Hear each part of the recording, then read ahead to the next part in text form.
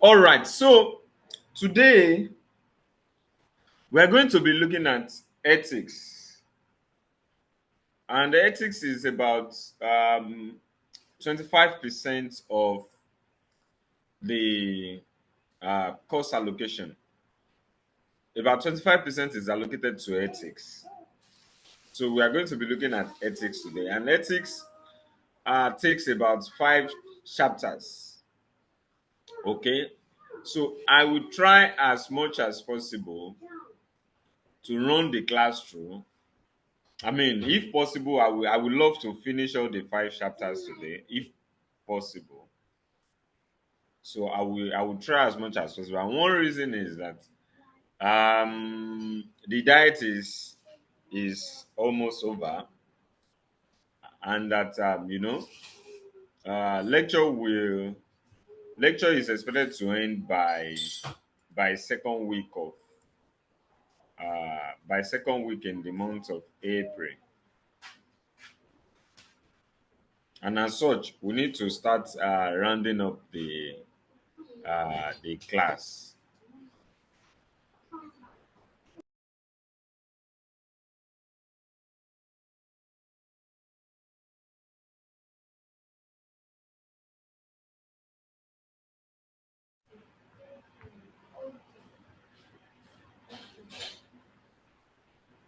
Osana, I hope you can still hear me. Yes, sir, I can hear you.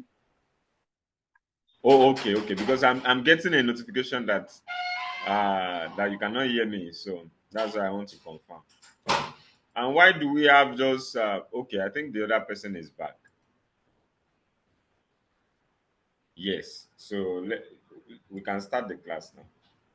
So these are the 5 chapters. We're going to be looking at ethical theories, ethics and social responsibility, professional practice and code of ethics, conflict of interest and ethical conflict resolution, and social and environmental issues in ethics and business. So these are the 5 chapters we'll be looking at, and hopefully we can do justice, a reasonable justice to the 5 chapters today, if possible. All right. So, what is ethics? What is ethics? Now, I don't know if you have found if you have been in a position whereby you need to make a decision, and you need to make a decision on, and you have to consider whether the decision is morally right or wrong. Okay, so ethics ethics is ethics basically deals with a set of moral values, principles that govern human behavior and decision making. So I want you to underline something as we are starting now. The major thing, or the major issue we are going to be looking at when we talk about ethics, or the end goal of ethics, is how do we how do we make a decision that is morally justified, and how does these moral values guide our behavior in the society? These are the basic issues we'll be looking at. So when we talk about ethics, we are basically looking at what are those principles, values, rules that governs our ability to make decisions, morally justified decisions. Now, when we are talking about morally justified decision, we are looking at decision as to regard, should I go into stealing? Do I need to lie to make ends meet? Do I need to deceive people in order to be profitable? These are moral issues that we need to consider when we are making decisions. So ethics basically, surround these issues. I mean, when we look at those moral principles and values that guides what that guides our behavior in the society and that help us to make morally justified decisions. Now, some persons can also say that ethics help to guide between what is right or wrong and to guide between the difference between bad and good. So again, when you want to make a decision, you have to also consider, oh, is this decision right? Is it wrong?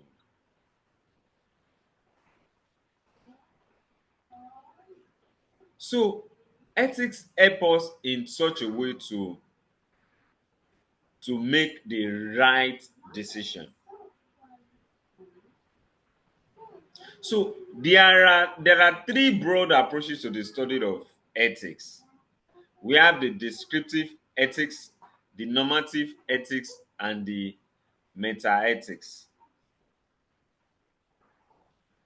Descriptive ethics, use a process you know of research, use a research process to understand why people behave the way they behave. So the end goal of descriptive ethics is to be able to describe the reason why people behave in the manner they behave, how they come about making their moral decision.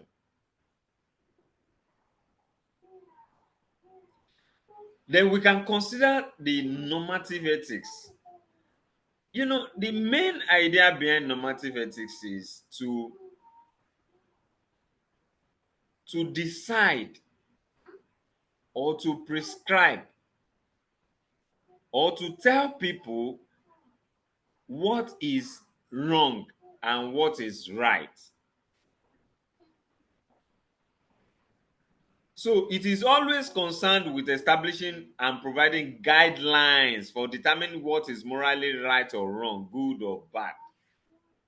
So that is normative ethics. It's meant to normalize moral principles. So normative ethics usually come with questions such as what actions are morally permissible? What moral principles should we follow? Now, it is there to provide, basis for making moral judgment, moral decisions that can guide human behavior. That is normative uh, ethics. Now, it is different from both descriptive and normative ethics is different from meta ethics or analytical ethics. And the idea behind analytical ethics is to now say that um, you know meta-ethics is to question what we actually call right or wrong. If you decide to say that these are the sets of rules that should guide you in deciding on what is morally right or wrong, so the question is, what is that thing that is right and what is the meaning of wrong?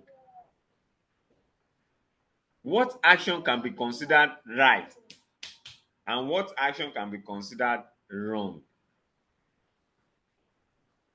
So, where do we get the idea of ethical principles from? So, in short, meta ethics or analytical ethics is basically on it centers on questioning the idea behind ethics itself, the idea behind ethical principles, the idea behind moral values. That is what meta ethics is. So these are the sets of approaches. These are the sets of frameworks that help us to analyze what ethics and ethical behavior is. Okay, so without wasting so much time, now how does ethics apply to different groups? Now we could have personal ethics, business ethics, and professional ethics. What is personal ethics? Personal ethics are basically those moral values, those principles that guide human personal behavior. So you as an individual, what are those things that you believe in, that whenever you want to take any decision, whenever you want to take any action, that those things are those are what guide your decisions. Take for example, myself, my family, many people knows that rarely will you see me in a position whereby I will tell a lie, I mean, about the most simple thing, you know. So I always believe that telling the truth is the thing for me. No matter the situation, no matter the condition, I just have to say the truth the way it is. Those are my own personal principles, my moral values. I want to keep my integrity. I want to be honest. I want to be known as someone that is honest always. In my dealing with people in the community, even in business, I want to be trusted by partners. I want to be known to be someone who you can rely on, whether in money situation, whether in contracts, in business, in any situation. Those are my personal ethics, my personal principles, moral values that guides my decision. Now, for business ethics are uh, those principles and values that guide how an organization and its employees conduct the business operations. And these moral values guide the interaction between the company and the stakeholders. So that is business ethics. These principles usually help to ensure that businesses they deal with fairness, integrity, openness, transparency, and they are accountable to those who are interested, who have interest in the business. And that is business ethics. Now, the other side is the professional ethics. Professional ethics are those moral values that guide people in a particular profession. So we could have professional ethics for accountants, the IASB code of conduct, the ICANN code of conduct for members. We could have professional code of conduct for lawyers, doctors, architects, for different professions. Those are the principles that guide their behavior, their conduct in that profession. So again, there is there is a relationship, there is a link between the personal ethics, the business ethics, and the professional ethics. And the idea is that if someone does not have strong personal ethics, it might affect the person's professional ethics. For example, if someone, due to its culture, its background, does not believe in certain moral values, moral principles, and he now find himself in a particular profession, So it might be difficult for that person to uphold the ethics of that profession because his own moral values, lack of moral values, will override those ethical guidelines in that profession. And if a group of people does not even have certain moral values, maybe personal moral values, maybe professional values, it will also affect them in upholding or leading a business that uphold ethical beliefs, ethical values. For example, if certain board of directors does not have, if majority of, let's just assume that most of the board members does not have sound ethical uh, beliefs, that will affect how they govern that business. It means they will not set any ethical standard, or maybe a reduced ethical guidelines will be set for the business to conduct the business. I haven't talked about that. Let's look at moral dilemmas and the accountancy profession. Usually, a dilemma is, so let me use an example for instance. Let's say, okay, this is a very good example. Someone,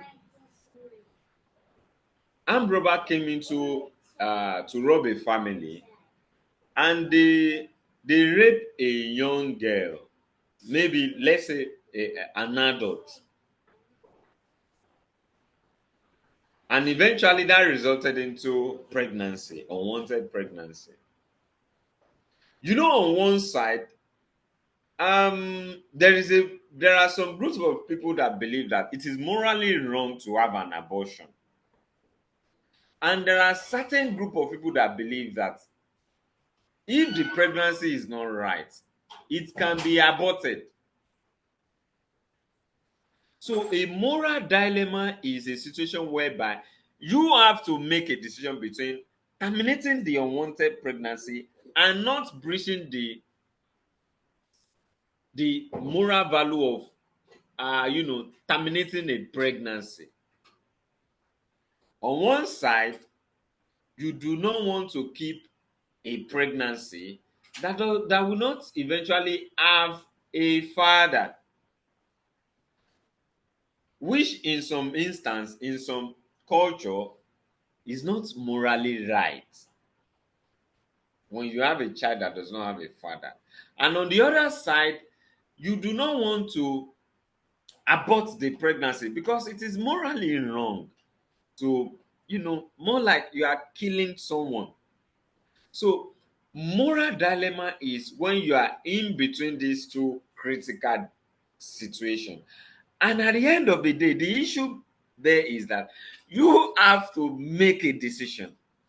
And that is why moral dilemma have to be taken very seriously. A very good example that relates to the accountancy profession is, let's take for example, you as an accountant, you want to treat a particular transaction. Now, in that industry, let's say in the construction industry, for instance, and in the construction industry, it is generally accepted that you can you can recognize your revenue as soon as you have signed a contract. That is what is acceptable in that industry. However, the International Financial Reporting Standard says that in a contract situation, you know you know, revenue should only be recognized on what? On percentage of completion basis. You should only recognize revenue on the job you have completed.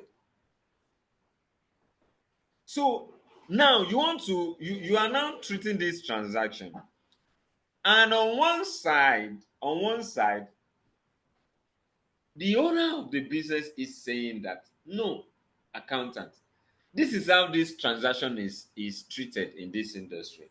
On the other side, you know that as an accountant, when you breach the standard, the financial reporting standard, that is not ethical. And when you are not treating the transaction the way you are asked to treat it, you're also, going against certain standard. So a moral dilemma is when you are in that situation and you have to make a decision. So along the line, we also look at ways by which, or process or structure or steps by which that you can take in making a morally justified decision in a moral dilemma situation. Now, why must you act in an ethical way?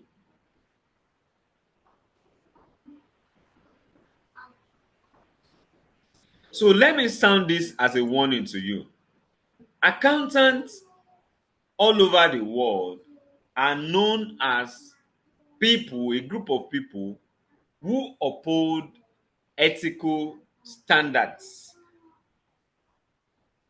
And as such, and because the major reason why you have to go through this process is to understand the importance of ethics in the accountancy profession. So if you as a person, you are the type of person that does not take seriously moral values, this profession might not be the right profession for you. And the reason is that the accountancy profession have a moral duty to comply with professional code of ethics. There are many situations. One of the reasons is that most people believe that we are the last hope. Um, we are the last set of people that can help them to achieve their objective. This is let me give you an example. Investors, they invest in their business, right? And and because of so many reasons, including the need for separation of control from ownership, they need to employ the service of certain persons known as the board of directors. And the board of directors are just the one that will be in charge of that investment of this group of investors. So the investors will always rely on the report presented by the accountant, on the audit that has been done on the report. You know, yes, we believe that the directors are in charge of the accounting report. I mean, the preparation of accounting information. So they will rely on the work of the auditor too, to say that yes, this report that the directors have presented is show a true and fair view of the performance of the organization. So they believe that in a way we are not endorsing a report that is misleading, that is not true, that is not fair. So the public believe that they can rely on us. So we have that moral duty to to protect the interest of the general public. And as such, anyone who is planning to become an accountant must be prepared to uphold, to comply with the professional code of conduct or ethics in this profession. So now let's look at the reason the reason why the study of ethics is important for accountants. The first reason is to maintain public trust. Like I said earlier, like I said earlier, there is the major reason why we need to study ethics is so that we can continue to maintain that trust that the public have in us. That we cannot, yes, we cannot be we cannot be part of people who will present a report that will not that will be presented or that will be prepared to mislead the general public. So the study of ethics will help us to uphold this, to maintain this public trust. The other reason why we need to study ethics is to comply with regulations. It helps accountants to comply with regulations. Of course, regulations are there, and as an accountant, you know, when you are not complying with regulation, that means whatever your action is not ethical. So ethics also help us in complying with regulations. It also helps us in understanding ethical dilemmas and ability to handle ethical dilemma situation, just like I said the other time. So along the line, you also see that there's a way that you can resolve ethical dilemma. You know, it will also help accountants to avoid fraud and misconduct. Of course, when you perpetuate fraud or fraudulent action, that is unethical.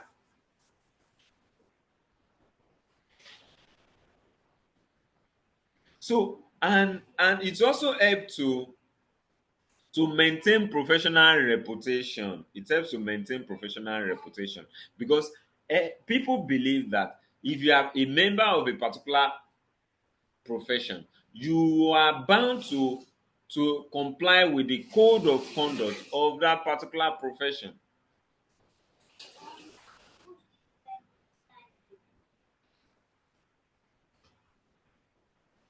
So those are the major reasons why we need to study ethics as professional accountants. So let's look at some theories of ethics. Let's look at some theories of ethics. Now there are about four of these theories. We have the consequential and the non-consequential theories of ethics. Now, the consequential theories of ethics, also known as the teleological theories, are those ethical theories that believes that the consequence or the consequences of a particular action will always justify the action. This is what I mean. They believe that if the consequence of a particular action is right, is good, if it is good, if it has benefits to people, then the action behind it, whether it is moral or whether it is morally right or wrong, the action is right. That is, the consequence outweighs what? The action. That is what the consequential theories of ethics is saying. So the theory is meant to promote action that results in the greatest good, happiness, and well-being for the greatest number of people. So according to this consequential theory of ethics, nothing is morally wrong in in short. Stealing, killing, and all that. It is not wrong. So far that the outcome, the consequence, the reason why you have done those things or why you have acted in that way, if the reason comes with greater good for greater number of people, then that action is right. Let me use a very good example. So if we can establish that, the consequence of the actions of, let's say, Boko Haram now, to kill people, if the consequence, if there is a benefit to Nigerians, for instance, then their action is right. That is what the consequential theories of ethics is saying. The theory does not care about about the action, but it cares about what? The result, the consequence, or the consequences, or the outcomes of that action. If the action results into benefit, greater good for greater number of people, then that action is morally right. Now there are certain examples of the consequential theories of ethics. One is utilitarianism. That it says that the right action is the one that maximizes overall happiness or pleasure, from the word utility, and maximizes suffering or pain for the greatest number of individuals. So, in other words, an action is morally right if it produces the greatest net happiness compared to any alternative action. Ethical egoism is another example that says that you know individuals should act in their own self-interest to maximize their own well-being. Now, the application of the consequential theories of ethics is to the profit motive. So the idea is that, in business is established to make profit, to make as much profit, in order to increase the wealth of the owners. So the idea is that the application of consequential theories of ethics to profit motive is saying that no matter what the business, no matter action that they've taken in order to increase their profit, it is morally right, so far that the profit motive will be beneficial to a large number of people. Of course, there are so many people that will benefit when companies make profit. It will result into increase in dividends, increase in payment of dividends to the owners. Customers will benefit, and a whole lot of people will benefit when a company makes profit. So the consequential theory or teleological ethical theories is also applicable to the profit motive. So what are the positive implications of the consequential theories of ethics? Efficiency and innovation. They believe that when they make profit, they can invest more in order to improve on their production process and improve on the product and services. They can invest in plants and modern plants and machine in order to improve on the production process as well as improve on the product and services. It could result into economic growth. As when companies make profit, they pay more tax, right? And when there is increase in tax, there will be increase in government revenue, and when there is an increase in government revenue, it will result into creation of jobs and employment opportunities, and there will be improvement in development, economic development, and growth. Consumers will also benefit because they will be able to meet up with their different products and services, and there will be wealth creation to the owners. There could be negative, implication of the profit motive, because the business will focus on short-term profits. When they look at the profit motive, they will always focus on short-term profit, and we ignore the need to invest, or the need to engage in sustainable business practices. Sustainable business practices is those things that you must do in business that will ensure that your business lasts for a long time. you know so if a company does not care about pollution, that will result into negative reaction from the public, and that might result into the people working against the company, and that will cut short the life of the business. So if the company is only looking at profit and not looking at the sustainability of the business, they might be making short-term decision.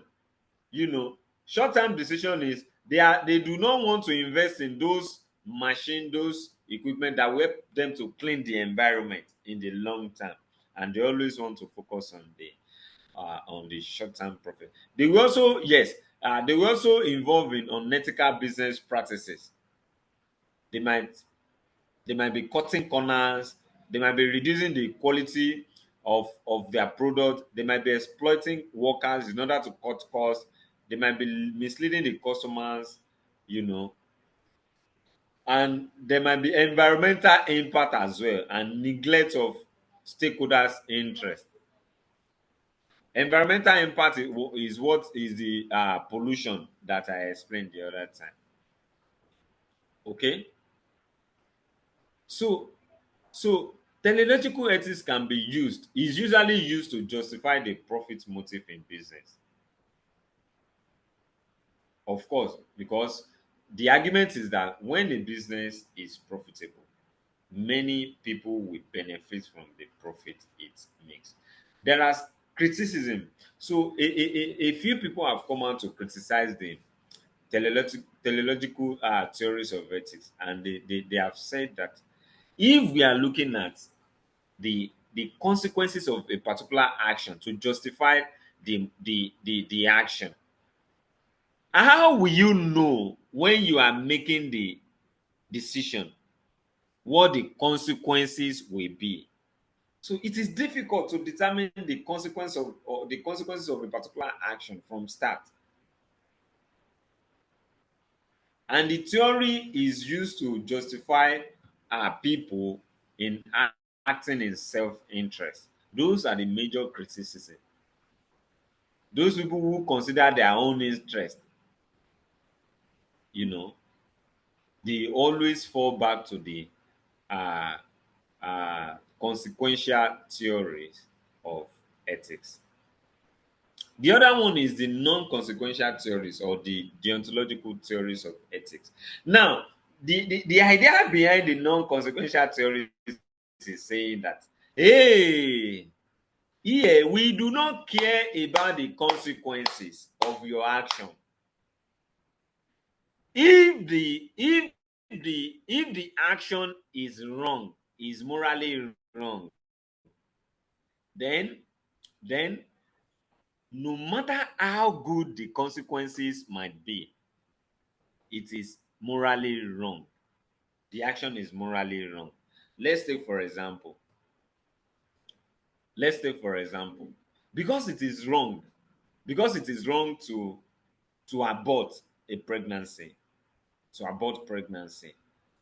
So if you now decide to abort a pregnancy, an ectopic pregnancy, a pregnancy that does not stay in the right place, because it will kill the mother, and because if, let's say, the pregnancy does not even have a father, there's nobody to claim the child.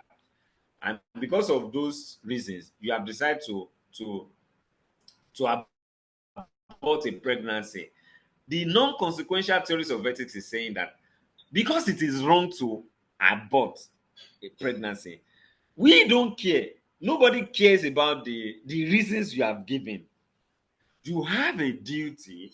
You have a duty to not to abort a child, not to kill a child, not to kill someone. Whatever the reason may be, it is wrong. So the word is, the dion is a Greek word that means duty.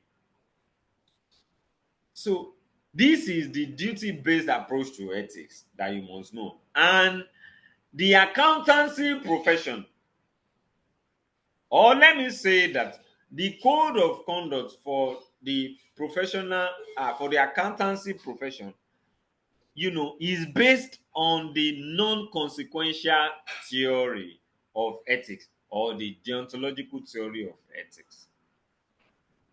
The idea is that as professional accountants, we have a duty to maintain certain moral, ethical codes, ethical conduct. We have a duty to uphold those ethical conduct. So no matter the situation you find yourself, you must always, at all time, uphold those moral conduct, moral codes. You must always, no matter that is, you will not have any excuse. Nobody will listen to your excuse for say that is why you have prepared the account in such a way that it's now misleading the general public. Nobody will listen to it. You have breached the code of conduct for the profession, and you will face the consequences. There's no exception to this view.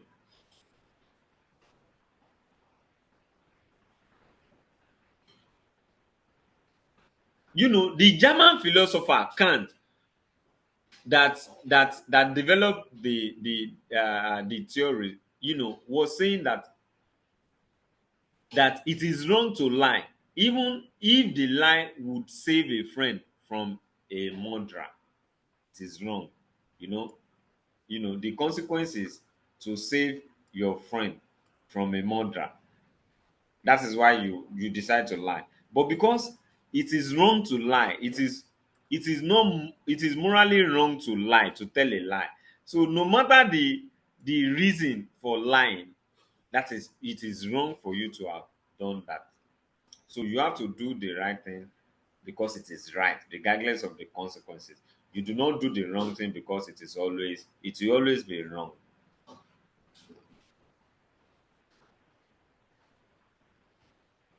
Ethics of duties for professional accountant. That is what I explained the other time, that professional accountants have the moral duty to uphold the moral code. I mean the professional code of conduct.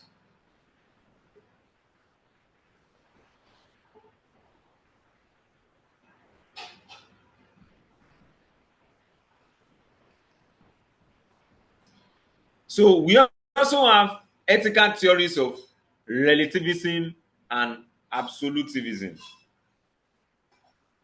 The ethical theory of relativism is, I mean, absolutism is saying that there is always certain standard upon which moral conduct will be judged, or moral action will be judged. So what that means is that there are absolute moral standards against which your actions will be judged. Those moral standards could be religious standards, could be cultural standard, could be any standard that has been laid down. Absolutism is saying that your action will always be wrong so far it is against those standards that have already been established. A person who takes an ethical absolutist view of a situation will judge right or wrong according to a clearly defined set of ethical principles that apply in all circumstances. For example, a person might consider that stealing money is always wrong, even if the amount stolen is quite small and the money is used to buy food for a starving family. Because there are certain, um, you know, the community believes that you should not steal. So no matter the reason for stealing, it is against that absolute principle or absolute standard. So it is wrong. Now, the ethical theory of relativism is saying that, um it is not always good to say that you are judging an action against certain principles.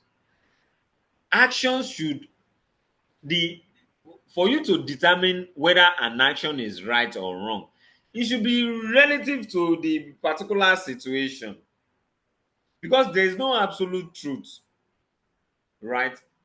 And there is no universal standard for moral behavior. So for you to judge a moral situation, it should be based on the particular situation or environment where you find yourself. Let's take for example, you know there was a time in my community, yeah, we one of the landlord died, and we had to raise fund for the family, right? And that is in Lagos here. Lagos is a Yoruba land, mostly occupied by Yoruba people. And a group of people in the community, they now look at it. They now said that the person that died has died. So there's nothing to worry about there. That out of the fund contributed for that person, they can they should take part of it. In fact, they took part of it for what do I call it? For refreshment. For refreshment. Now, what I'm saying is that for absolutivism, because the fund was contributed for the deceased family, it is wrong of them to have taken part of it for refreshment. However, the relativism theory is saying that in certain culture, they do not even care if even it is a baby that died. Even if a baby dies today, they will still do their they will still take their refreshment. They will take refreshment. They don't care. So relativism is saying that you judge an action, whether an action is right or wrong, based on the particular situation or environment that the action has been uh, you know committed. Then we also have uh, um,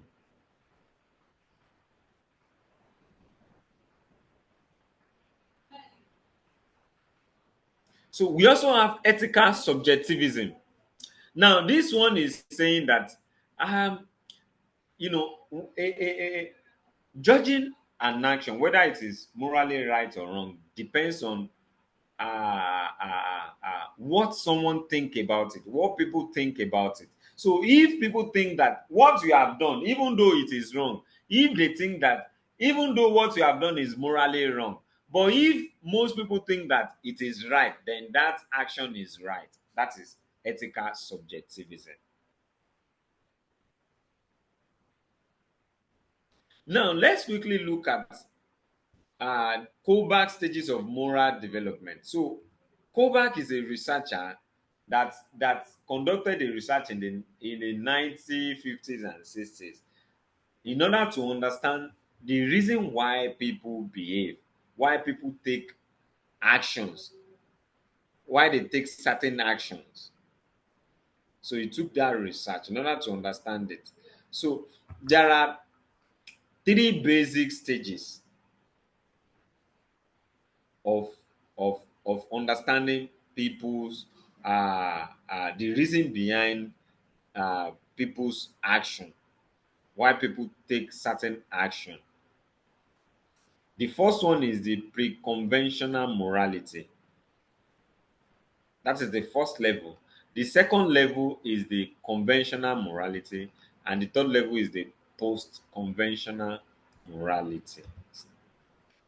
Now, for the pre-conventional morality, that is basically a period of the earlier stage of child development. The first stage is the obedience and punishment, and this stage is when a child, take decision based on the fact that when he or she does something that is wrong, he or she will be punished for it. So the child knows that what I'm going to do, because I will be punished for what I want to do now, that means that thing is wrong. So the child will not do that thing. Now, the second stage under the pre-conventional morality stage is the individualism and nesting change, the stage two.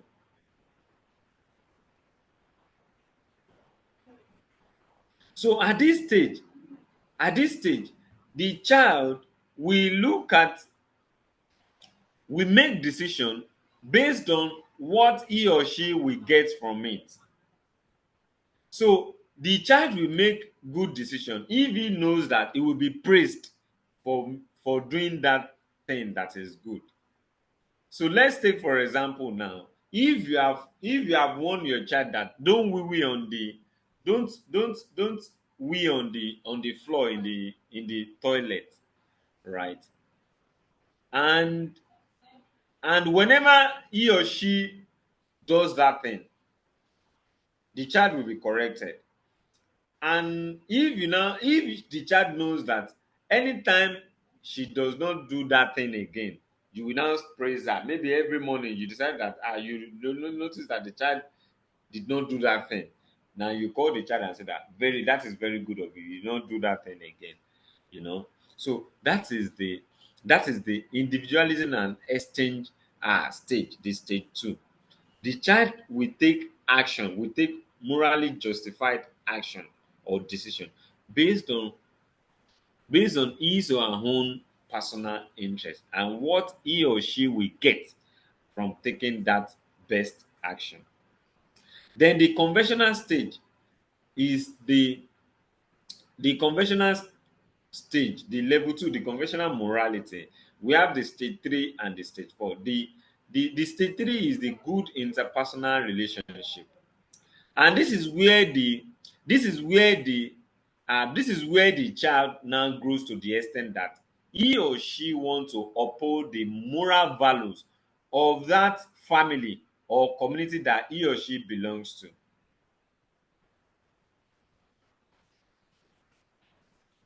And the stage four is the maintaining social order, and that is where the child now look at the impact of his or her own decision on the whole community or in the social gathering that he or she find uh, him or herself. Then the post-conventional morality. Now the stage five and six. The stage five is the social contract orientation, and at this stage, this is the stage that individual now realize that you know he or she does not have to believe on what the general public call to be socially right or wrong. I mean, what they look at as socially right individually to the child or to that adult, because this stage is the adult stage. The child individually, based on experience and all that, might think that that thing is not actually, right. Let's take for example, let me use this example. Um, um, um, so someone may find himself in a community whereby, you know, they use child labor, right? They believe that child labor is right. They believe that child labor is right. But that person may see, because of his own experience, level of education and all that, will be able to know that child labor is actually wrong. Although the community, the society believe that child labor is right, but he or she knows that child labor, decide that child labor is wrong. Then the last stage is the universal ethical principles. In fact, Kohlberg believe that this stage is, most people will not get to this stage, because at this stage, moral reasoning is based on abstract universal ethical principle. The individual queries the validity of laws and consider that laws are only valid if they are based on justice. Individuals have an obligation to disobey unjust laws. An individual makes moral decisions because they are right, not because they are a means to an end or because the action is legal or expected. So at this stage, this is where an individual now challenge, rules, regulations, and all that.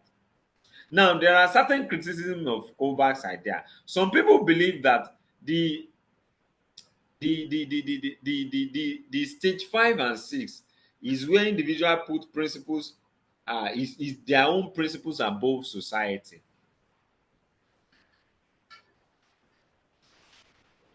and it is dangerous. They also believe that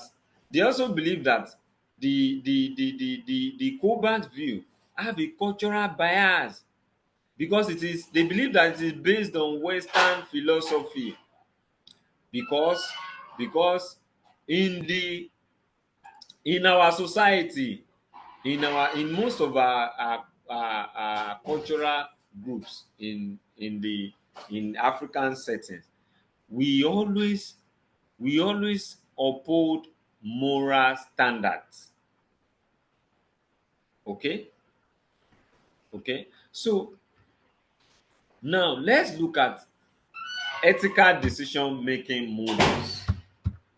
That is, what are those models that can be used to make ethical decisions? What are those models that can be used to make ethical decisions? That is, how can we, those models that can help us to to make ethical decisions, right? The purpose of an ethical decision making model is to help individuals to assess before they make a decision whether the decision is ethically correct. So there are two basic models. We have the Tucker's 5 question model and the American Accounting Association model. So the Tucker's 5 question model is based on, it uses 5 questions to to to I mean to judge an action whether it is morally right or wrong. So the first question is that, is to decide whether the action is profitable.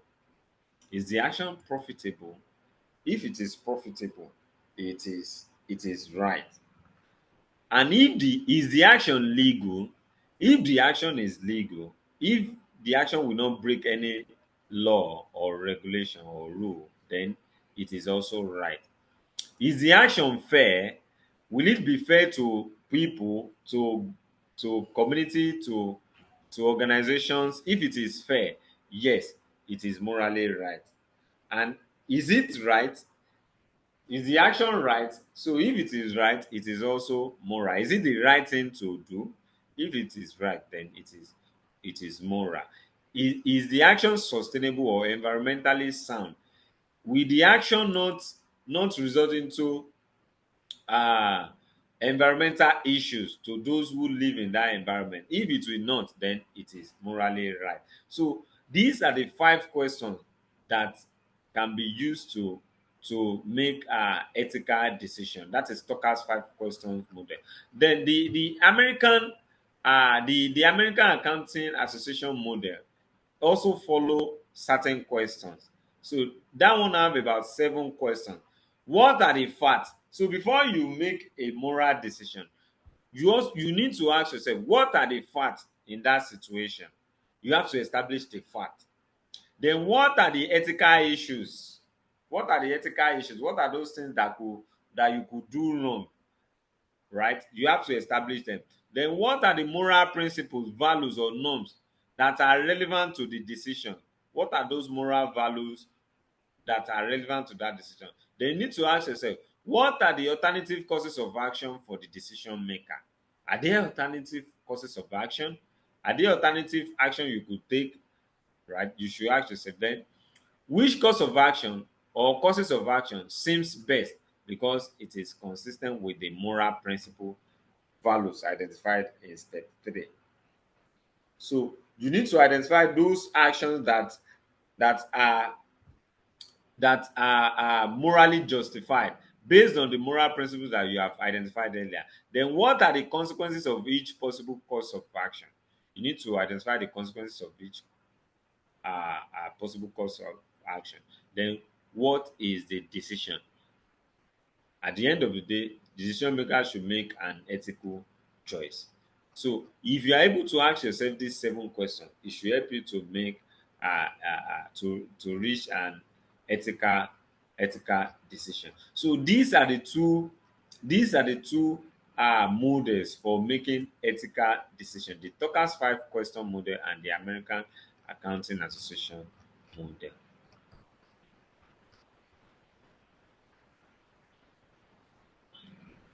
So let's look at ethics and social responsibility. Ethics and social responsibility. So here we are going to be looking at social responsibility and culture in a business context. Social responsibility and culture. What is the social responsibility of business and culture of business? Right. That's what we want to look at. So we look at the so let's look at the relationship between ethics, governance, and social responsibility. So for we to look at the relationship between ethics, governance, and social responsibility, we look at these three theories: the shareholder theory, the stakeholder theory, and the social contract theory. They will help us to understand the relationship between ethics, governance, and social responsibilities. Now we have discussed about ethics. So I'm not sure if you have done governance. And if you have done governance, you would have done something on social responsibility, right? So governance is how companies are controlled and directed, you know. And governance will also affect the social responsibility of an organization. So if the if the if a company is not properly governed, the company will not be socially responsible. If there are no people who make the right decision for complaints, then they will not be socially responsible. Social responsibility is what they do to the society, the impact of the how they take care of the impact they have, how they take care of the impact of the business on the society. For instance, social responsibility is how do companies clean up their environmental pollution. What is how do they give back to the society in which they operate? Those are social responsibility. So let's look at shareholder theory. The idea behind shareholder theory is that yes, the whatever the decision made for the business by the directors, it should always consider the interest of the shareholders first.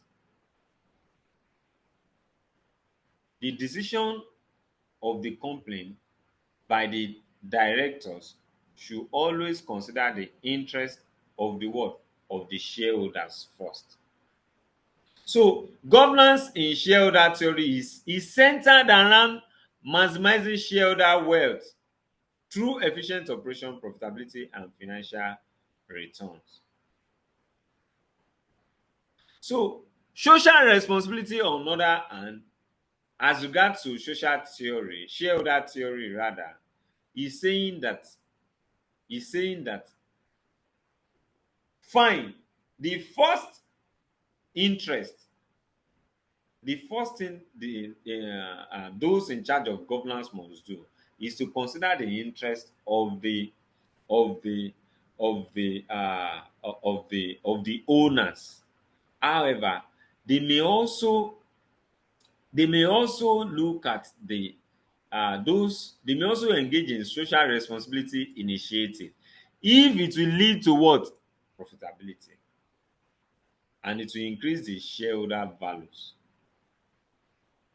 If it will increase the shareholder values. Let's take for example, though we are considering the interest of the shareholders, but we can also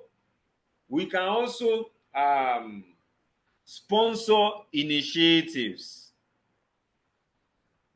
such as cowbell competition. There's this program on Nigeria Info. You know, the I beg to differ debate competition. You know, so the stakeholder theory is saying that you can also invest, you can also sponsor these programs. So far, it will lead to because it's a kind of advertisement. You know, if you sponsor that show, it's a kind of advertisement that could increase the sales, the brand image, the sales, and lead to profit of the organization. So shareholder theory is saying that you know, is saying that excuse me please, I need to take water.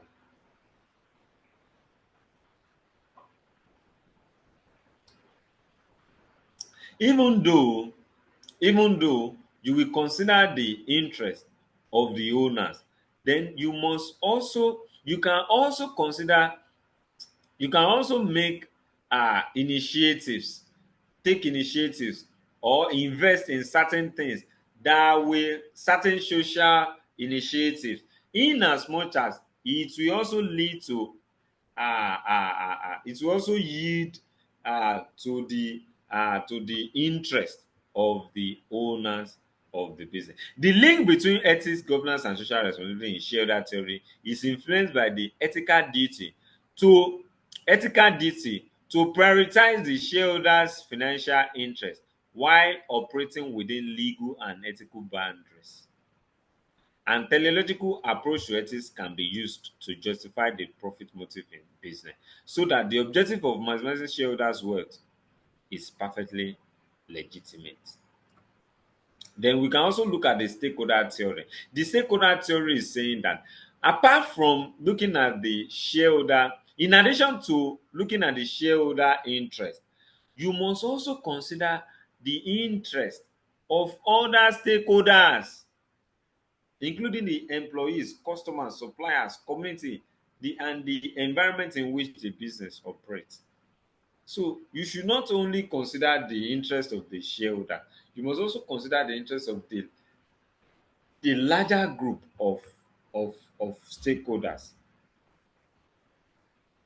So governance here is about balancing the interest of the shareholders on one hand, and that of the other stakeholders on the other hand.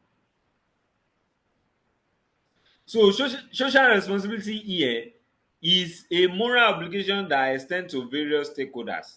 That is social responsibilities. When the when the directors now make decisions that extend to the larger stakeholders, that is when they behave in a socially responsible way. Then the social contract theory, is saying that organizations have obligations because organizations exist in a particular environment. So the environment provide an avenue for them to exist. So organizations should also make returns to that society, should also treat the society or that environment well. That is the social contract theory. So they believe that there is there is an implicit social contract between the society in which the company exists, and between the organization. So the society have given them everything they need in order to exist. So also the company have that responsibility to to um to contribute possibly to the society in exchange for the benefit it receives from the society.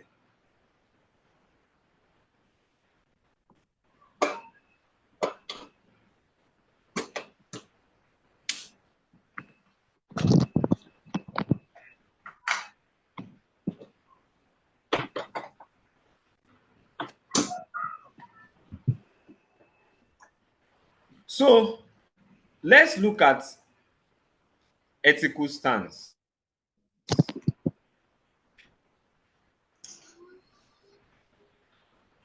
Let's look at ethical stance. Now, ethical stance is is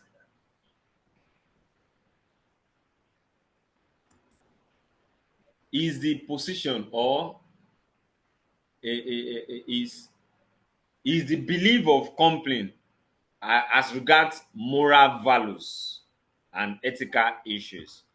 Is where the company stands on moral values and ethical issues. That is ethical stand. What they believe in. Do they believe that certain values are or issues are morally justified or not?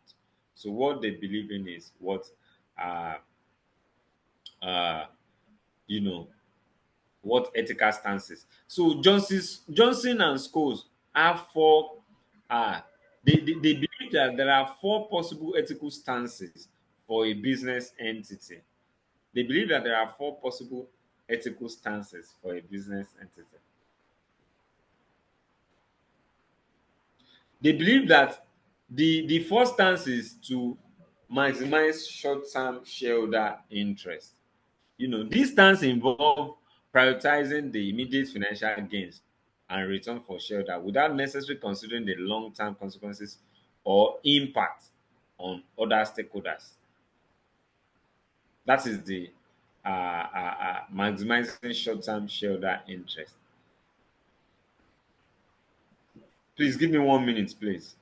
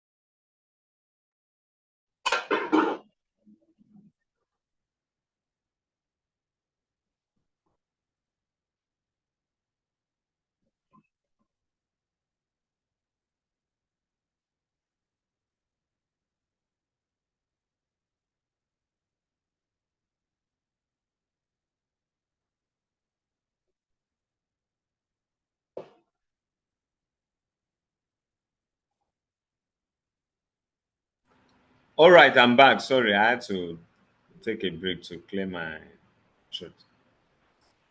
So the maximizing short-term interests, short-term shareholder interest, that stance is saying that believes that If organizations believe that if they believe on profit, you know, or short-term shareholder interest, which is short-term profit, quick profit, they will likely be doing things that will not be ethical.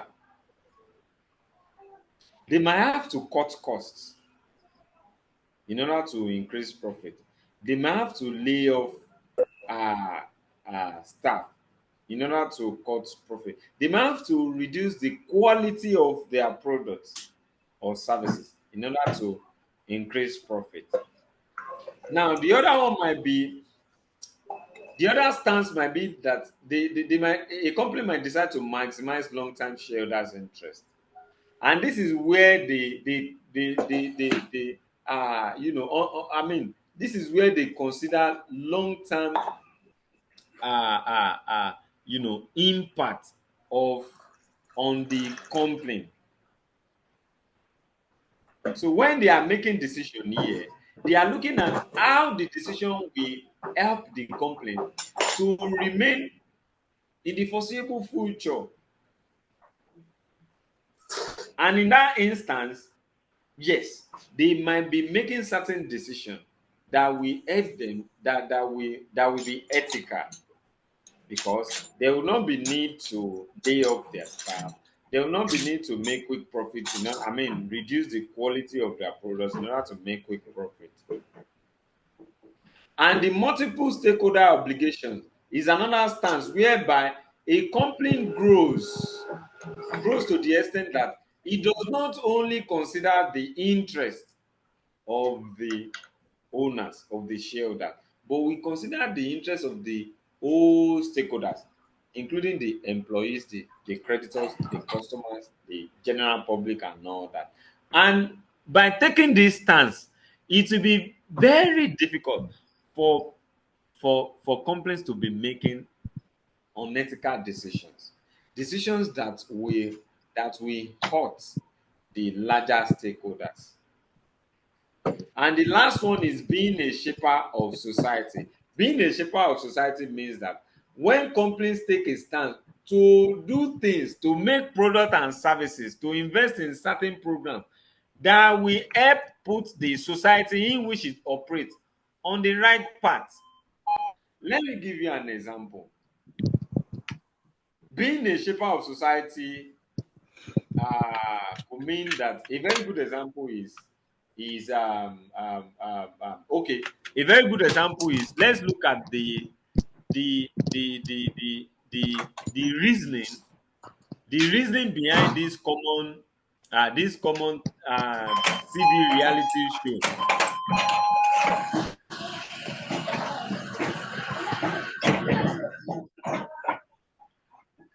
Um, Kayode, please mute yourself. Oh.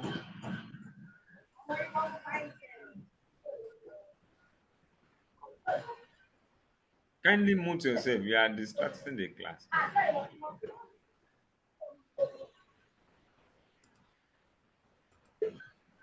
Unfortunately, I can't mute you from me. Please mute yourself.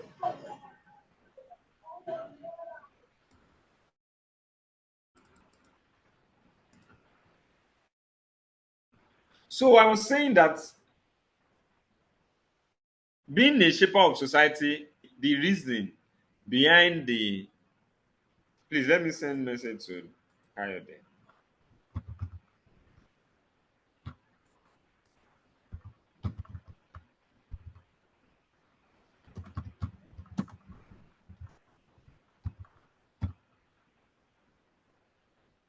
So the reasoning behind the purpose of Big Brother Naija reality TV show, what will be the impact on the society? Because the show encourage nudity, it encourage clubbing, it encourage so many things that can be termed immoral to the Nigerian youth, right? So how will that complaint or those complaints that are supporting the show, how will they shape the society, the Nigerian society, being a shaper of society? We could also look at the impact or the purpose of those programs that encourage educational development, being a shaper of society. It means changing conditions in society and altering the way that society operates and perceive itself. That is being a shaper of society. So those companies that are supporting the show, those companies that are organizing that show, they are, in other way, in other words, they are changing the condition of the Nigerian society. They are changing how the Nigerian society operates, and now it should perceive itself.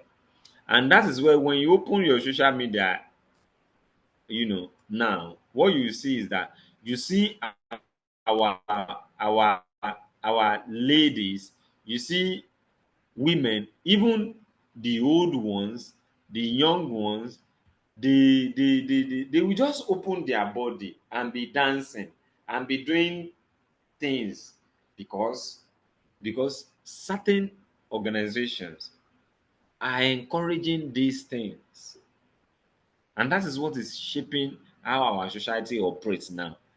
And this will live with us for life now. There's no way we will change it again.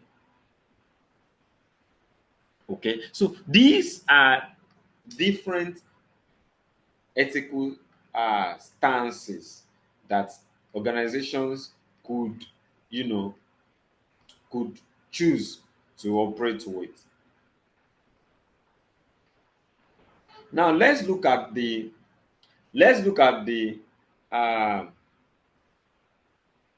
the 7 level classification of position on social responsibility by Gray, Owen, and Adams. Okay, I think let me just skip this. Let me skip this. Let me skip this. All right, let's look at the link between culture and ethics. The link between culture and ethics. Yes, ethics is basically the ethics is the beliefs, values, traditions, you know, custom, behavior, practices of a particular group of people. Okay. Now, culture, because it is belief of those people, it involves their ethical stance, their moral beliefs. So ethics is part of the culture of people. And because culture will be transmitted from one generation to the other, it will also affect the ethical beliefs of those people in that particular society.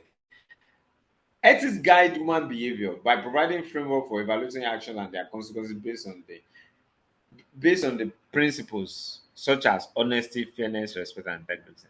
There is a link between culture and ethics because culture in which people lives shapes their ethical beliefs, attitudes, and values.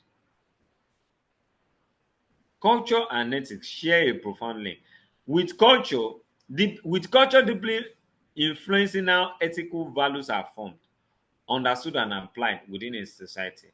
Cultural beliefs, values, and practices shape individual perception of right and wrong, serving as the basis for their ethical principles.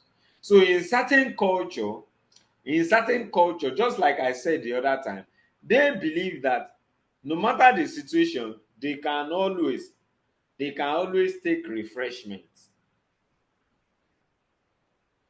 But in some other culture, In some certain situation, you do not take any refreshment.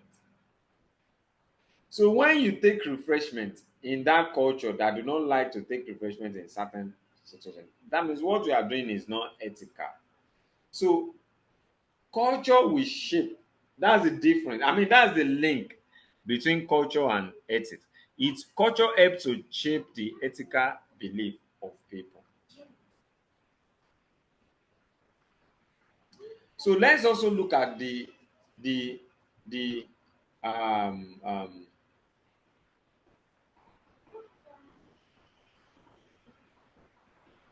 okay, I want to skip this because of time.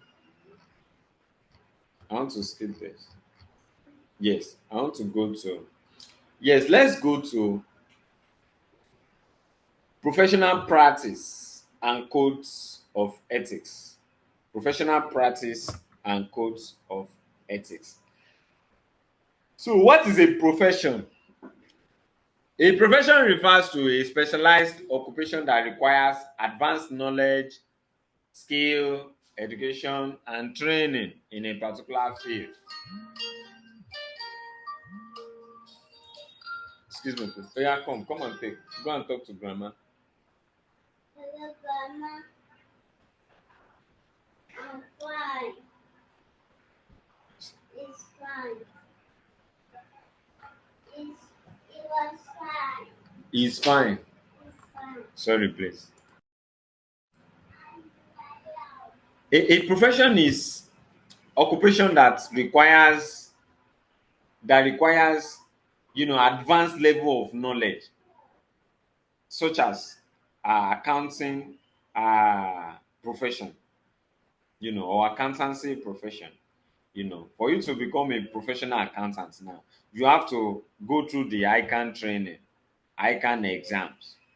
you know you have to fulfill the 36-month mandatory training also. And the most important thing about profession is that it is mostly guided by certain code of conduct, and that is the most thing. So there are certain characteristics of profession. Specialized knowledge specialized knowledge. You have to have advanced knowledge in that profession.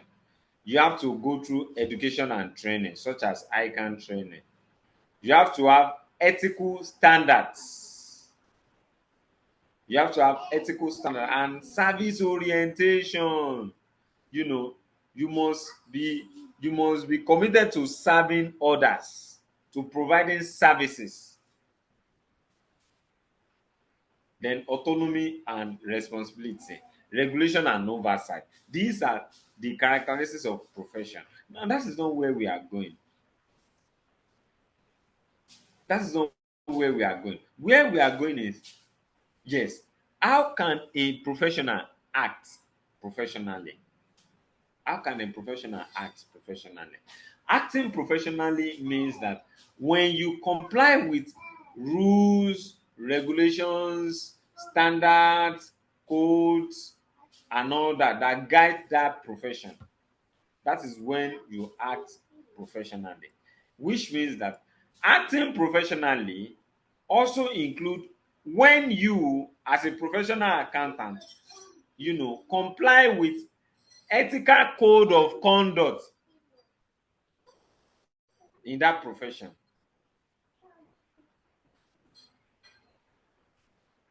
So professional behavior is commonly associated with when you act with integrity and being honest and straightforward. When you provide objective opinion and advice. When you have specialist knowledge and skill, and when you uphold confidentiality and you comply with relevant laws and regulation. Now, the ICANN Code of Conduct says that the principle of professional behavior imposes an obligation on chartered accountants to comply with relevant laws and regulation and avoid any action that may bring discredit to the profession.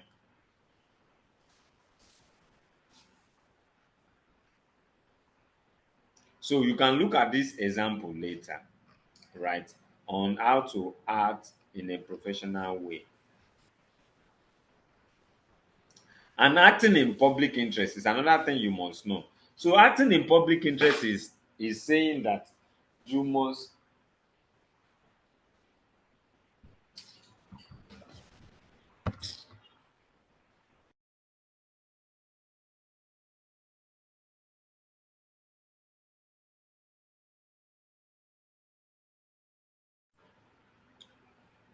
acting in public interest means that when you make actions, when you take actions, when you take decisions that consider the interest of the general public above your own personal interest or in the interest of your client, that is acting in the public interest. That is the meaning of acting in the public interest. When you look at when you consider the interest of the larger group of people over an individual or a company or a client, that is acting in public. Making decisions and taking actions that prioritize the well-being, needs, and concerns of general public or the broader community over personal, organizational, or special interest. Okay?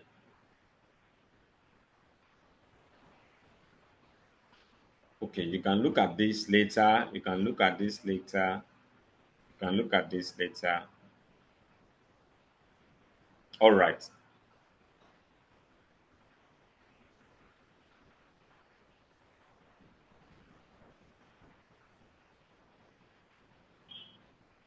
So, what is the public expectation from the accountancy profession? Now, the general public believes that accountants are people, are a group of people who uphold ethical standards. I've said that when we started this class, that the general public believes that accountants do not lie. They present things the way they see it. You know, the figure is the figure they see that they present. Accountants do not lie, right? That is what they believe, right? However, there is what we call critical theory of accounting, critical accounting theory. Now, the critical theory of accounting or critical accounting believes that um, the belief in accountants is wrong because accountants are not who they think they are, right? Accountants are not who they think they are. And the reason is that accountants are merely working towards achieving the goal of the investors, of the business owners. They just want to work out the profits for them and nothing more. And that accountants are not objective as they believe they are. Because in a particular situation, why do we have why is it that if you put 100 accountants in a particular room and you ask them to look at a particular situation, they will look at it, they will see it in 100 different ways, if not more. Yes, it's because accountants are not objective. Now, one of the reason they gave is that why is it that when auditors want to do check their transaction, they only check sample and not check all the transactions, and you say they are objective? They are not objective.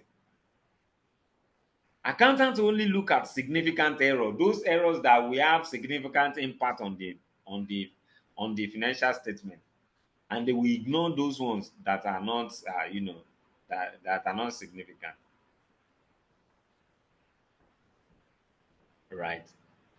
Right. And at the end of the day, and and at the end of the day, auditors will now write their report, and they will say that the audit shows a true and fair view of the financial position or financial performance of the organization. Meanwhile, there are certain errors that they have overlooked. There are certain transactions that they did not check. So can we still say that accountants are Accountants are people who uphold ethical values, ethical conduct, or codes of conduct. So critical accounting or critical accounting is saying that we can actually critique the perspective of the accountancy profession. How the general public sees the accountancy profession, we can critique it. It is actually not what they see. Right? That is what critical accounting theory is saying. Okay, right. So before we go to the professional codes of ethics, let me quickly mention the corporate codes of ethics. So we also have corporate code of ethics, and these are code of ethical behavior issued by the board of directors of a company. They are rules and regulations, standards, that set by the board of directors to guide the conduct of the employee of that organization. Right. So there are major reasons why they do that. To manage compliance. Okay. The first reason is to manage compliance. They believe that if if if if employees follow the rules, regulations set by the board, it will lead to complying with rules and regulations. Okay. And if they are able to achieve that, they can then transform that to it can then help them to manage other stakeholders, so that they will not be acting against their own interests as well. And lastly, it will create a value based organization. So if they are able to follow the laid down rules, they consider the stakeholders, the general public, it will help them to engage in a sustainable business. It will make the business to be sustainable, which will create value, which will become a value. Okay. So let's jump to the code of ethics for accountants. The code, the codes of ethics for accountants.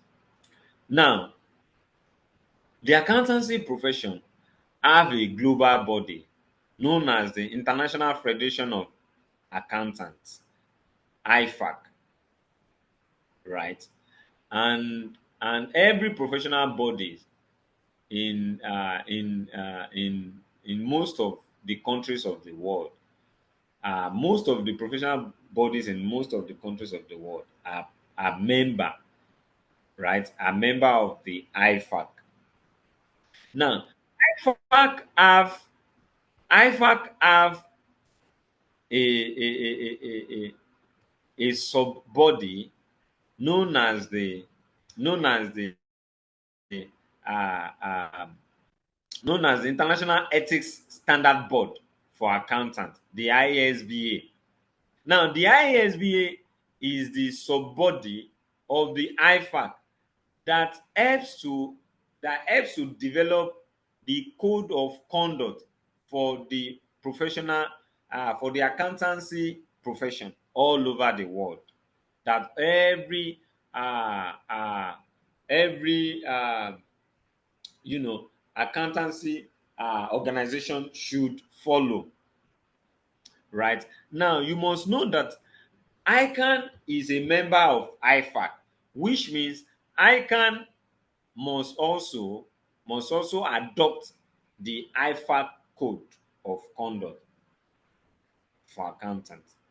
Okay, so that is that. Then what are these codes? Now, one thing you must notice that this code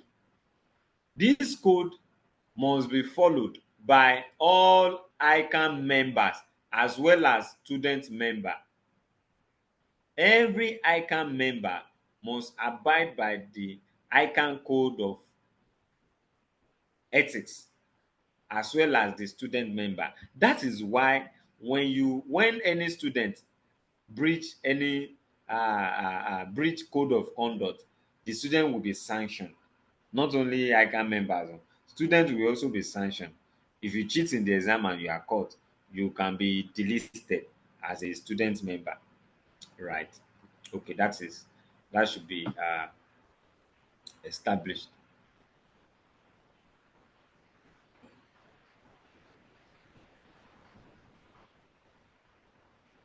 Okay, I was talking about this now. So what are these codes? So okay, let's look at the difference between, I mean, the similarities between the the IESBA code of ethics and the ICANN code of ethics, right? Both codes are based on the same five fundamental ethical principles, right? What are those principles? The copy principle, confidentiality, objectivity,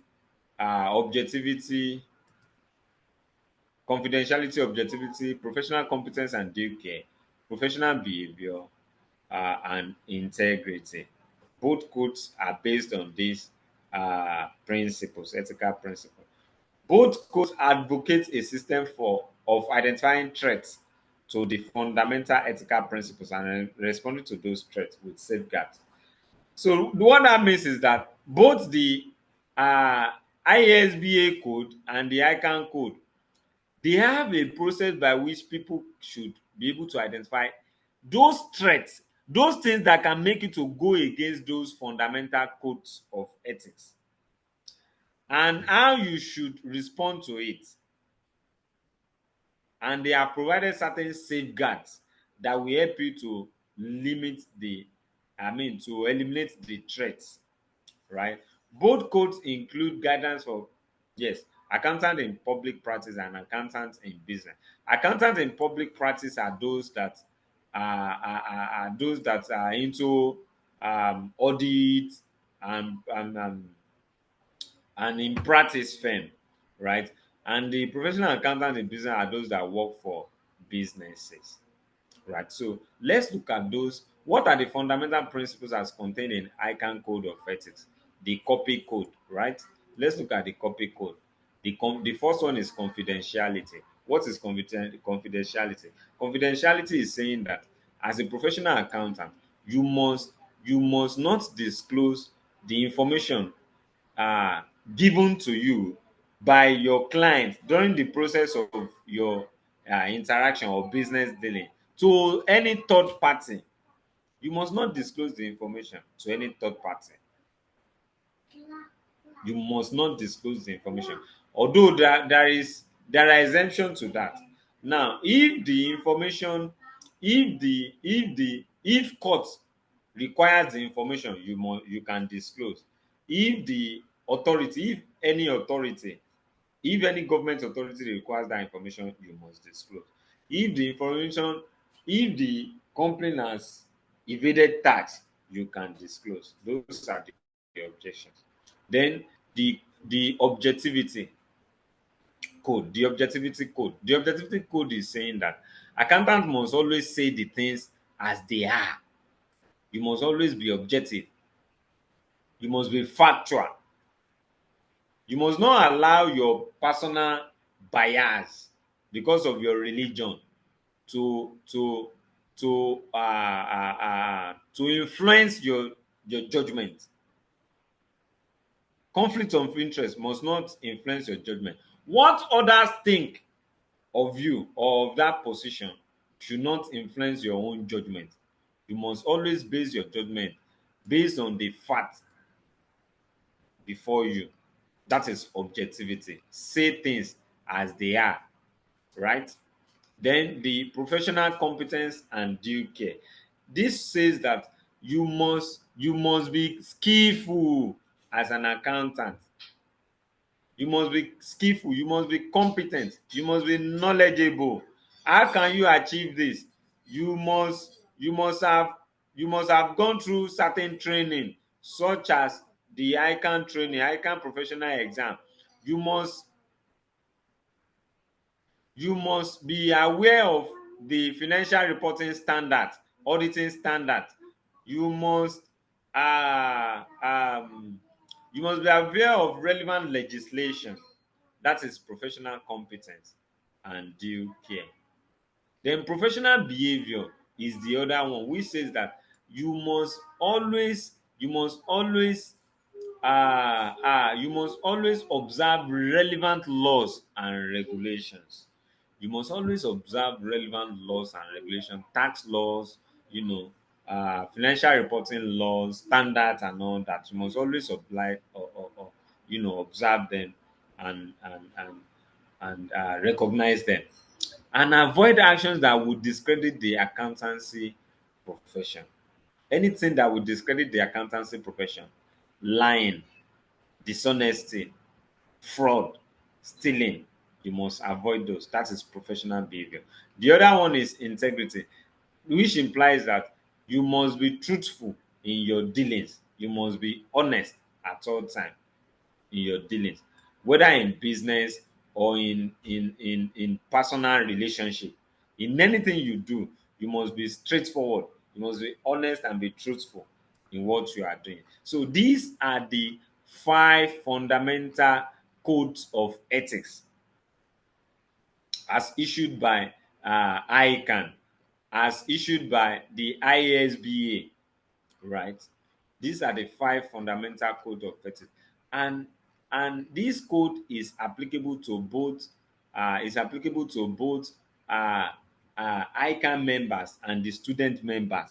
So as you are a student now, this code, they are also applicable to you. You must learn to abide by this code as from this moment.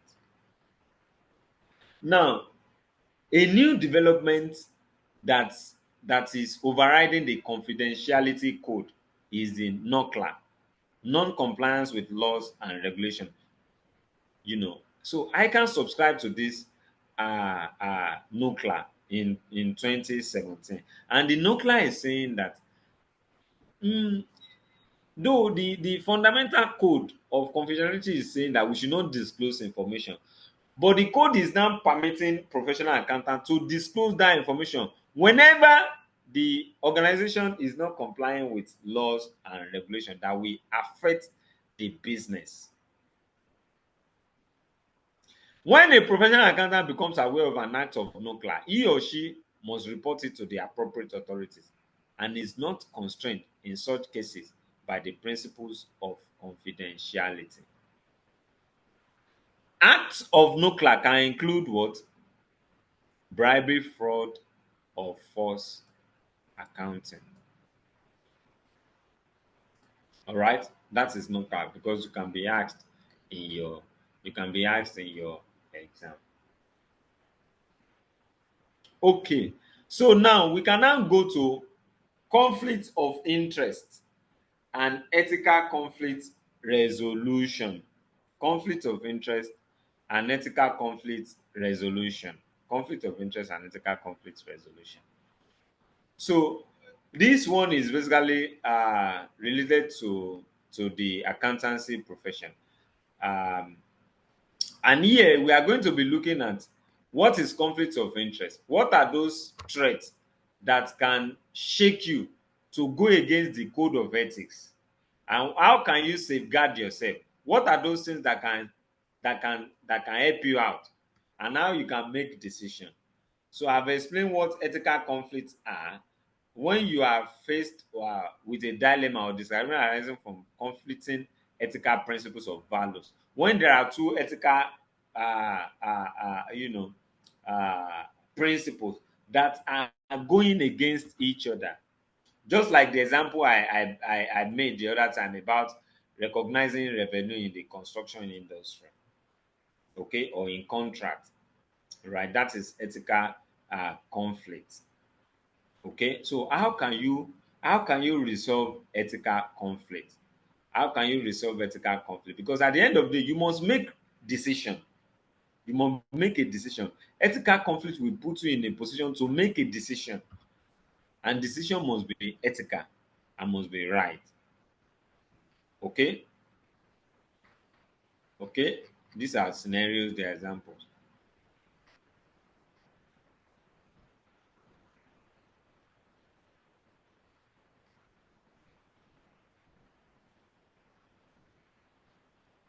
All right. So there are there are principle-based approach to resolving ethical conflict, and there are principle-based approach. We have rule-based approach and principle-based approach. The rule-based approach is when there are certain rules, when certain rules are set for you to follow in order to resolve ethical conflict. Then the principle-based approach is when the approach is based on principles, so that the principle can be applied to any situation. Rules are rigid and cannot be applied to many situations. Rules, you must just follow rules 100%. But principle based approach is saying that you can apply it to any situation, just follow the steps. So these are the steps that you can use in applying principle based to ethical conflict resolution. The first one is to identify the threat to compliance with the fundamental principles. So what are those threats to compliance with fundamental principles? I mean, these are the steps in resolving ethical conflict, right? Steps in resolving ethical conflict. Identify threats to ethical compliance or to compliance with the fundamental principles. We have talked about those 5 principles: copy, confidentiality, objectivity, professional competence and due care, professional behavior, and integrity. So what are those threats to those compliance? We will see those threats, the list of those threats later. There are if when once you have identified the threat, then evaluate the threat, by quantifying it, right? You quantify the threat by to evaluate it. Once you have evaluated the threat, then you respond to the threat. So how do you respond to the threat? If the threat is not significant, you just abandon it. There's no need to waste your time. But if the threat is significant, what you should do, you go to step 4. If it is significant, apply safeguard. So safeguard are those things that will help you to eliminate the threat. Safeguard could be if the threat is that you do not have you are not professionally competent in that particular job, you can take training. You can bring in another person to join you who have that experience, right? So these are the 4 steps to applying principle based approach to ethical conflict resolution. So what are those ethical threats faced by accountant? I use an acronym here: SAFI. SAFI, right? SAFI means that the first one is self-interest threat or conflict of interest. Conflict of interest. Self-interest threat or conflict of interest. Now, self-interest is saying that you must when your financial interest as an accountant want to affect your ethical decision. Financial interest could be job, because you make money from your job. So if you are being if the loss of your job or the loss of the money you make from your job will make you to could make you to act in unethical way, that is self-interest threat or conflict of interest. Self-review threat is when there is a threat that you are the one to review your own work. So if you are to review your own work, that may make you to breach those code of conduct. That is what we are looking at. Self-interest may make you to breach those code of conduct. That's why it is a threat. Self-review may make you to breach the code of conduct. We will see how later. Advocacy threat is when you are speaking for your client or your employer. When you are in a position to defend your employer. That is advocacy threat. Familiarity threat is when you have spent so much time and you have get used to your client or employer, and that will make you to that will affect that could affect how you make decision. Okay. And intimidation threat. So as an accountant, you could be intimidated, you could be threatened to do something that is unethical, to apply a particular to doctor a report, to doctor a financial report, in order to mislead the general public. That is intimidation threat. So all of these 5 threats can make you breach these 5 code of conduct. of conduct. Where are they? Yes, these 5 codes of conduct. Yes, these 5 code of conduct. They can make you breach this 5 code of conduct. So, so let's now look at those safeguards that can help you to eliminate them. So before we look at those safeguards, let's look at how how these threats can affect confidentiality. Self-interest threats, self-interest threats, because of the money you will receive, or maybe you are being promised to that you'll be given certain money, and which can make you release the confidential information of your client. Advocacy threats. Advocacy threats can also can also can also make you share confidential information of your client. And intimidation threat, if you are being intimidated, can also make you share the confidential information of your client or employer, thereby breaching that code of conduct. What are those traits that can make you breach the objectivity code? Self-review threat. So if you are reviewing your own work, you might believe that it is because you are the one that prepared the report. You will always believe that it is correct, and which will make you not to be objective, which will make you not to see things the way they actually are, right? Then advocacy threat might also uh, uh, cloud your objectivity when you are speaking for your trade, I mean for your employer or your client. When you are in a position to defend your client, you will likely not be objective. You will not be saying things the way they are. Familiarity trait, because you are also familiar with them, you know everything about them, can also make you not to be objective. Intimidation trait can also make you not to be objective. Professional competence and due care. What are those traits that can make you breach the professional competence and due care? Self-review traits can make you do that. Self-review traits can make you, because you are the one that will review your work, and because you don't want to do that, that will not make you to be professionally competent, and you not be acting with due care. Familiarity trait will not make you to act with professional competence and due care. Intimidation traits also will affect it. Then professional behavior, self-interest trait, advocacy trait, familiarity trait, intimidation trait are all the traits that can affect your professional behavior.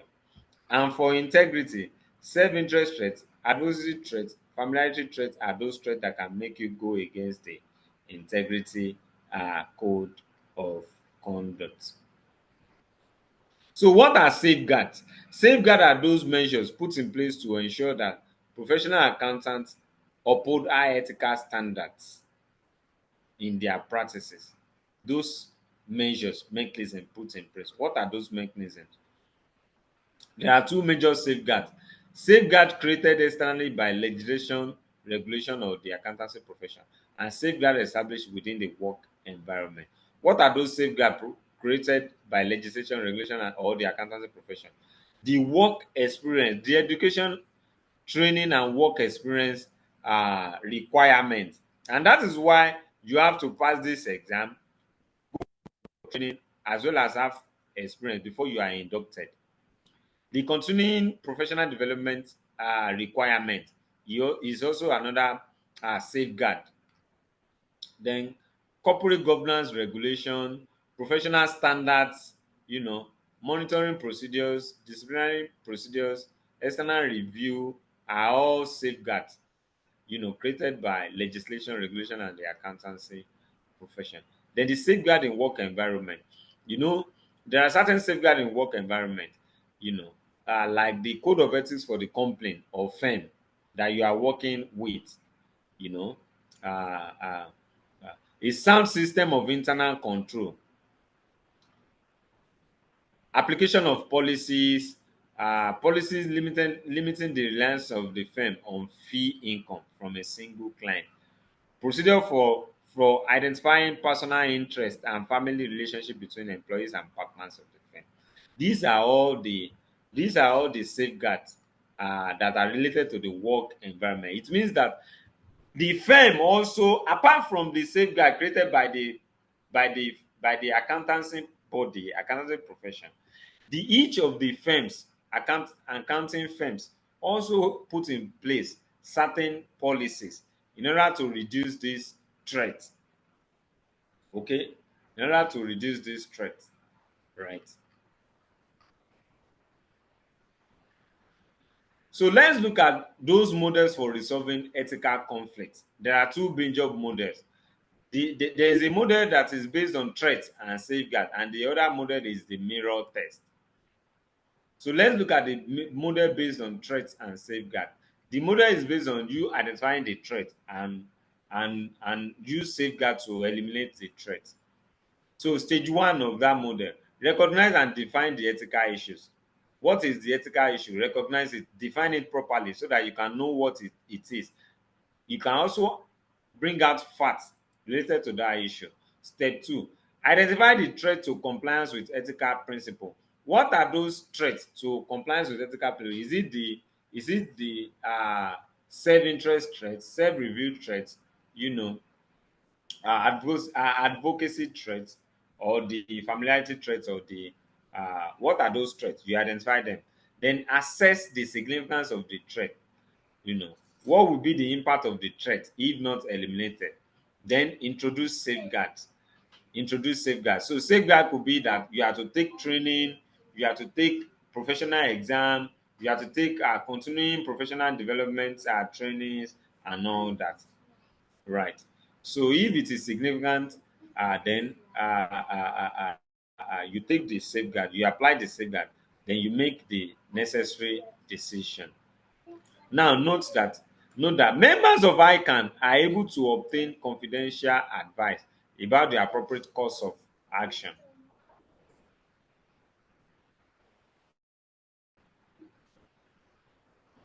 About the appropriate course of action. ICANN has also set up a whistleblowers fund to assist members who may suffer economic loss due to whistleblowing activities. Due to whistleblowing activities. So it means that you must you must you can also seek advice from senior colleagues, right? And if need be, you can blow the whistle. You can blow the whistle that the profession will take care of you if eventually you you lose your job in the process. Okay. So let's look at the mirror test. The mirror test is about you asking three questions before you resolve ethical conflict. The first question is the ethical issue legal? Is the issue legal? If it is illegal, you should not go for it. If it is not legal, you should not be doing it. What will other people think about it? What will other people think about it, including your family, friends, professional colleagues? What would they think about that issue that you are in conflict with, right? Then the last question is, are you satisfied with the effect of your action on these people? So if you are to take this action, if it is not moral, will you be satisfied? How will those people, your friend, colleagues, family, professional colleagues and all that, think about that your action, the consequence of that your action? So that is the mirror test. So we have the threat and safeguard model, and we have the mirror test model to resolve ethical conflict. And lastly, for today, let's look at social and environmental issues in ethics and business. Social and environmental issues in ethics and business. The first thing we look at is environmental footprint. Now, the simple explanation of environmental footprint is that what is the impact of the operations of the organization on the environment? The impact could be that could be that the organization is polluting the environment in form of, it could be noise pollution, water pollution, air pollution. It could be any form of pollution. It could be that they are deforesting the environment. You know, deforestation could lead to flooding, right? So that is the environmental footprint. Is environmental footprint or ecological footprint is different from social, is different from social footprint. Social footprint is about the impact of the operation of the organization on the society or the people in the society in which the organization operates in. Just like the example of the Big Brother Naija show. The social footprint is the impact it is having on the society, and that's why we have many ladies now, going naked on the internet, exposing their nude on the internet, right? Then we should also look at sustainability and how to account for sustainability. Sustainability is the development that meets the needs of the present without compromising the ability of the future generation to meet their own needs. Development that meets the needs of the present without compromising the ability of the future generations to meet their own needs. Now, the idea behind sustainability is that organizations are expected to do things that will make the company to exist in a very, very long time. So let's say, for example, if an organization is not is polluting the environment, is causing bad social footprint, is leaving bad social footprint, what will be the impact on the organization? Will such organization live for life? Let me give you a very good example. Now, last year we heard about the sorry, I'm using the example in, I mean, that is the example I can relate with very well.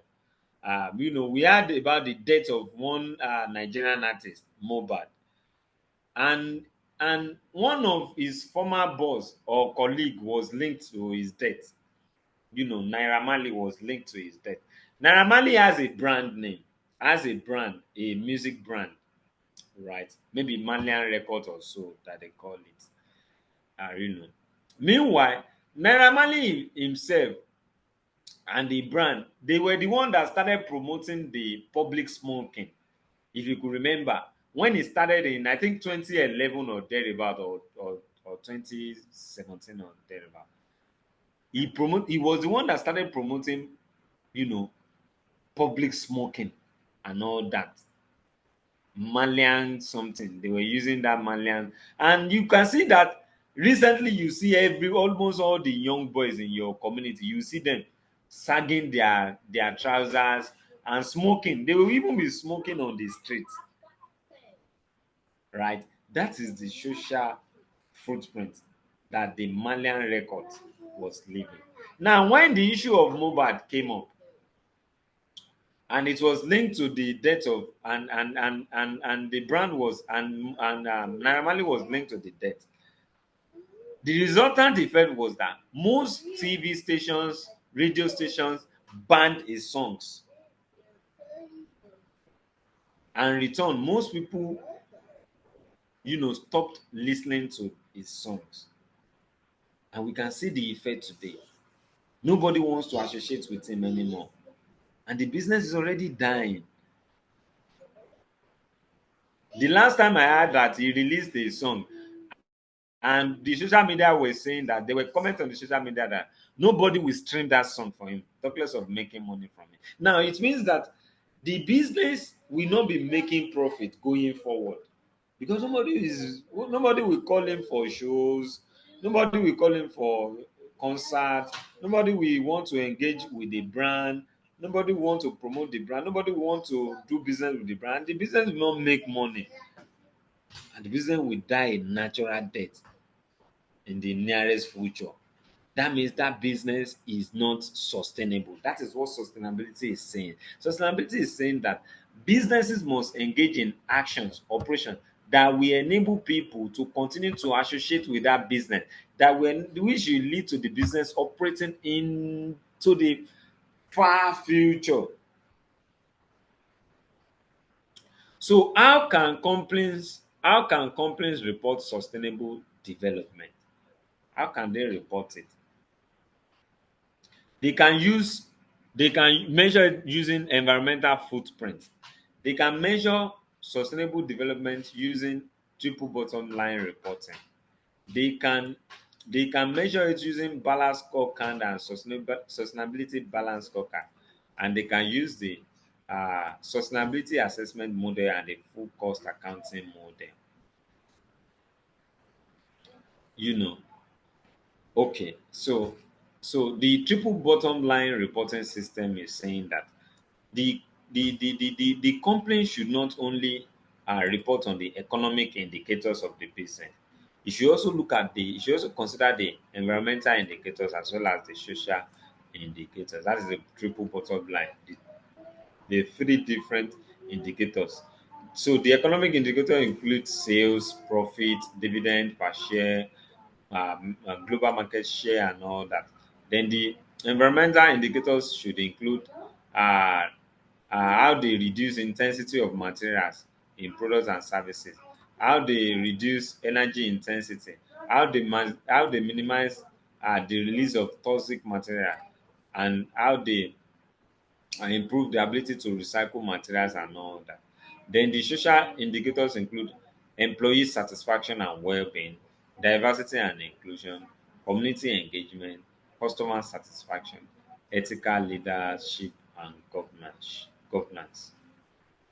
So just like I was saying, sustainability now the issue in sustainability or sustainable development is that there is now growing demand. There is now growing demand for companies to report on it in their annual report. And this is the reason. The reason is that investors, modern investors, are not just interested in what they will get. They want to know whether if they invest in this company, the business one will continue to exist forever. And if it does, that means they will continue to relate with it forever and make returns from the company forever.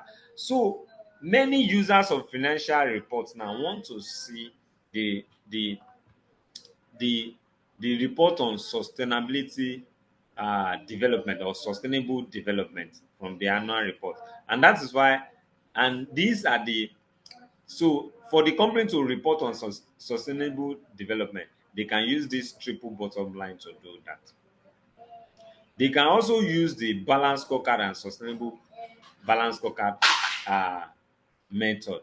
Now, you know the balance scorecard, they have the four perspective: the financial perspective, the customer perspective, the internal perspective, and the innovation and learning perspective. Now, the sustainable balance scorecard is now adding the non-market perspective that consider the environment and the social impact of the company operation. So they can also use this approach. So in addition to these four perspectives, they can add the non-market perspective, which we consider the environment and the social impact. And they can also use the sustainability assessment model and the full cost accounting model. So sustainability account assessment model use this full cost accounting model, which the full cost accounting model help to look at the full cost that of the life cycle of a particular product. It consider the full cost of the life cycle of a particular product, right from the raw materials, from the production to the final product, right? That is the full cost accounting accounting model. And this is where we stop. on the ethics. This is the end of ethics. It's been a very long class. All right, let me allow time for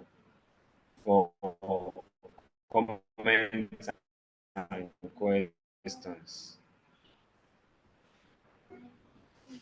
We have about 3 minutes for that.